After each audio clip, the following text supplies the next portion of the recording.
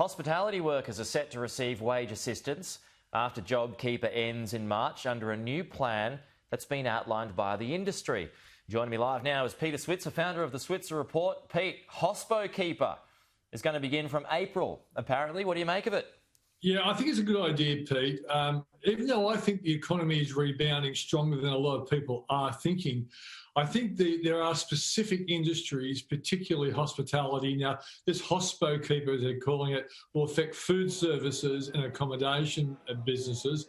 I think tourism as well should be, and apparently the PM has kept the door open on looking at helping the tourism sector. But on the same point, it's not going to be every business in the sector. You're going to have to prove it through your business activity statements. And given the fact that businesses are being challenged by government restrictions, this is not the coronavirus per se. It is actually a government saying, you can't open up this business, you can't do it this way. I think it's a fairly reasonable program or idea, which is going to be looked at month by month. And I think, given the fact that I do think the economy is rebounding stronger than people are expecting, they mightn't have to keep this going all that longer, provided the numbers allowing people, say, for example, in the restaurants or whatever, are improved over the next 3 or 4 months. Yeah, well, if there's HospoKeeper, though, Pete, then there'd probably have to be, like, you know, some kind of tourism addition to maybe a TouroKeeper. A TouroKeeper, given that there's probably not going to be any international travel this year, so the tourism industry is definitely going to need something. Yeah, well, and I'm going to say, over the holidays, I took my grandchildren to Scenic World in the Blue Mountains.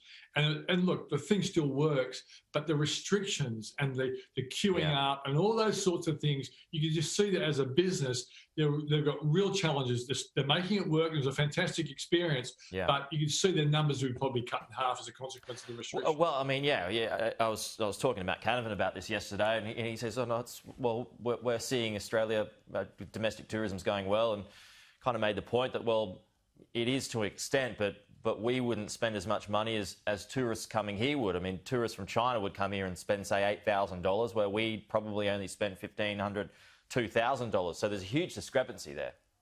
Yeah. That's the big payoff too. That's right. And so the big payoff for the economy is that the $69 billion we used to spend as tourists going overseas, it's staying here. But that helps the overall economy. There are specific businesses really struggling because of the restrictions. I think that's why the government has to show a bit of compassion. Yeah, we've spoken about letters, these letters. You talked about this briefly in your previous answer, Pete. Big V. There was fears of a W.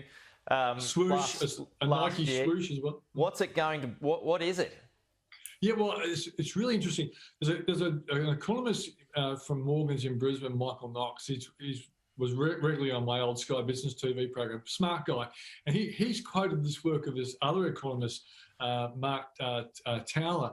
And Towler reckons there's a very strong correlation between hours worked and what the GDP does. Now, he's plotted what hours have been worked before the coronavirus, right at the bottom of the coronavirus. So it went from like 1.78 billion hours down to 1.5 billion hours with the coronavirus. Now they're back at 1.75 billion. So it's like a V-shaped bounce in the number of hours being worked.